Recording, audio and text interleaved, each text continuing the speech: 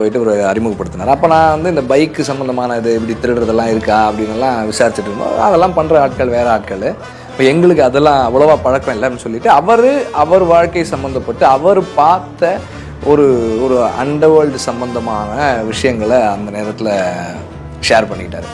அவரே ஒரு script writer மாதிரி தான் பேசுவார். பேசிட்டே இருக்கும்போது இவன் அங்கே வந்தான்னு கேட்குறீங்களா, இருங்க அதை நான் அப்புறம் சொல்கிறேன் அப்படின்னாரு.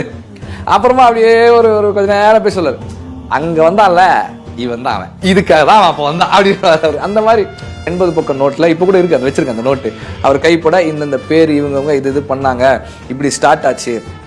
அங்கே ஒரு பெரிய கேங் வார், அந்த கேங் வாரினுடைய ஸ்டார்டிங் பாயிண்ட் என்ன, அதனுடைய பொலிட்டிக்கல் இம்ப்ளிகேஷன்ஸ் என்ன, political implications in the sense அங்கே இருக்கிற அந்த லோக்கல் பொலிட்டிஷியன்ஸுடைய இன்வால்மெண்ட்டு, அது லார்ஜர் ஸ்கேலில் எப்படி அஃபெக்ட் பண்ணுது, இப்படி எல்லாத்துக்கும் அவ்வளோ ஒரு தெளிவான ஒரு பெர்ஸ்பெக்டிவோட ஒரு இதை ஒன்று சொல்லியிருந்தார்.